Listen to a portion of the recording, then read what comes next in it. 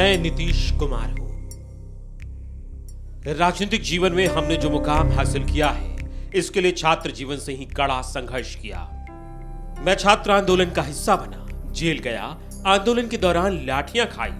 ये उस साल 1974 था जब मैं जयप्रकाश बाबू की संपूर्ण क्रांति में शामिल हुआ।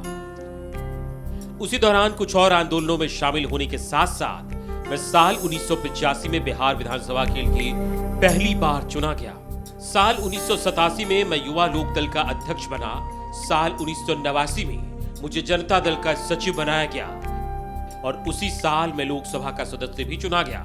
इस साल 1990 था जब मैं पहली बार केंद्रीय मंत्रिमंडल में बतौर कृषि राज्य मंत्री के तौर पर शामिल हुआ।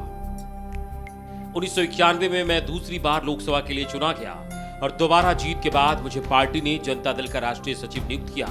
साल 1995 में हमने जॉर्ज फर्नांडिस के साथ मिलकर समता पार्टी की शुरुआत की।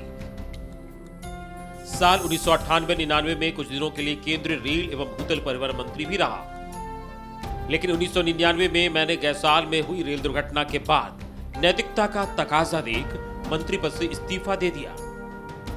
इस साल 2000 था जब मैं पहली बार बिहार का मुख्यमंत्री बना। तब मैं समता पार्टी का नेता हुआ करता था। इस चुनाव में भाजपा, जनता दल और समता पार्टी ने साथ मिलकर चुनाव लड़ा था। इस चुनाव में भाजपा को 67, समता पार्टी को 34 और जनता दल को 21 सीटें मिली थी। राज्य 124 सीटों के साथ सबसे बड़ी पार्टी थी, लेकिन मेरे गठबंधन को स्पष्ट बहुमत नहीं था और सदन में बहुमत कम होने के चलते मुझे 7 दिनों के बाद भी त्यागपत्र देना पड़ा।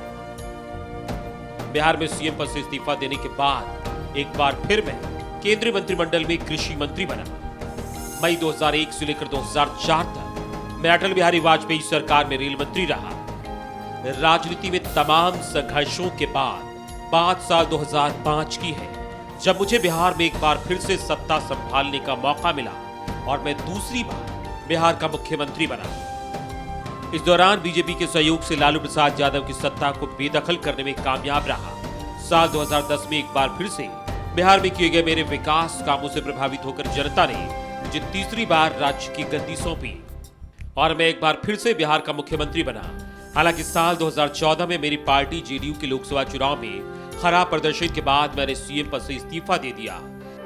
साल 2015 में मैंने आरजेडी के साथ महागठबंधन बनाकर विधानसभा का चुनाव लड़ा और एक बार फिर से बहुमत पाकर बिहार का सीएम बना। लेकिन मेरी कुछ बुनियादी वसूल है जिसे मैं समझौता नहीं कर सकता। इन वसूलों में से एक भ्रष्टाचार के खिलाफ मेरी जीरो टॉलरेंस की नीति रही है और साल 2017 में आरजेडी के तत्कालीन डिप्टी सीएम तेजस्वी यादव के खिलाफ भ्रष्टाचार का आरोप लगने के बाद मैंने इस्तीफा दे दिया और एक बार फिर से बीजेपी के साथ सरकार बनी और मैं फिर से राज्य का मुख्यमंत्री बना।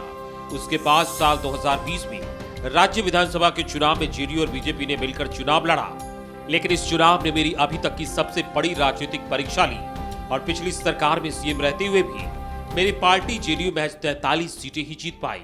पार्टी की हार से दुखी मैं एक बार फिर राज्य की सत्ता संभालना नहीं चाह रहा था, लेकिन सहयोगी बीजेपी के दबाव में मैंने 7वीं बार राज्य की सत्ता संभाली। साल 2020 से जुलाई 2022 तक बीजेपी के साथ सब कुछ ठीक ठाक चलता रहा। हालांकि बीजेपी नेताओं के कुछ बयानों से मुझे जरूर पीड़ा हुई।